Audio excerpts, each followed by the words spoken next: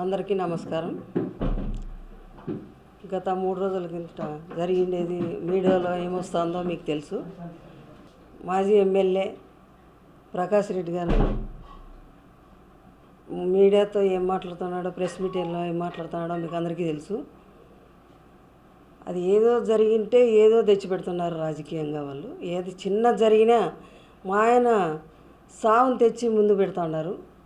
అది మంచి పద్ధతి కాదు ప్రకాష్ రెడ్డి. మీరు ఎన్నోసార్లు నేను ఖండించినాం, ఎన్నోసార్లు వస్తూనే ఉంది, మళ్ళా ప్రస్తావన తెస్తూనే ఉన్నారు. మేము ఖండించిన మా అబ్బాయి ఖండించినాడు, మీరు ప్రస్తావన తెస్తూనే ఉన్నారు. ఇది మంచి పద్ధతి కాదు ప్రకాష్ రెడ్డి. మీరు ఏదైనా కూడా ఉంటే రాజకీయంగా ఏదో మాట్లాడుకోవాలి, అంతేగాని అది వచ్చిండేదేదో మీరు మాట్లాడేదేదో ఆ సావు రాజకీయాలు చేయొద్దండి. మీరు రాజకీయం పబ్బం గడుచుకునేకి ఏదేదో మాట్లాడుతున్నారు, అదంతా నాకు పద్ధతి మంచిది కాదు. ఏదో మాట్లాడి మీరు ఏదో ఊదుకట్లు పెట్టేది అవన్నీ మాట్లాడి చమన్ సాబ్ అంటే ఏమనుకుంటున్నారు మీరు? చమన్ సాబ్ అంత సులకనగా కనపడినాడా మీకు? మీరు మాట్లాడుకొని చమన్ సాబ్ని సావుని తేవద్దండి.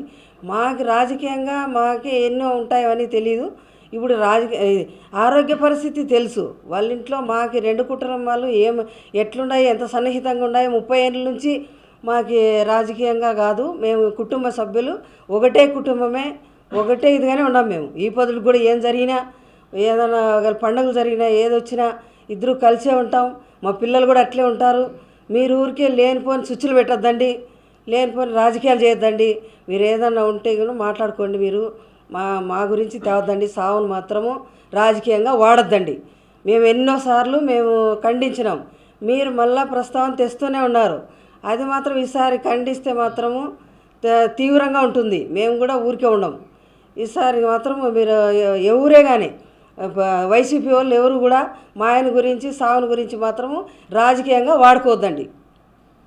మీకు పరిటాలకు మధ్యలో ఏది జరగలే, ఏం అది గ్యాప్ రాలేదు. మేము రాజకీయంగా బయటికి రాలేదు. అంతేగాని మేము ఏ పండుగలు వచ్చినా, ఏ వర్ధంతులకు పోతున్నాం, జయంతులకు పోతున్నాం, పండుగలకి పోతున్నాం. మాకు బాగా సన్నిహితంగా ఉంది. మేము ఒకటే కుటుంబంలాగే ఏ ఊరికి ఏ బాధ వచ్చినా ఇద్దరు పంచుకుంటాం. మా సునీతమ్మ అక్క కూడా అప్పటి నుంచి కూడా మాకు ఏం జరిగినా వాళ్ళు కూడా అన్ని విధాలుగా చూసుకున్నారు. తోడుపుట్టిన దానికంటే ఎక్కువగా చూసుకున్నారు మమ్మల్ని. మా పిల్లలు కూడా అట్లే ఉంటారు. మీరు ఊరికి లేనిపోని సమస్యలు తెచ్చి మాకు పెట్టద్దండి.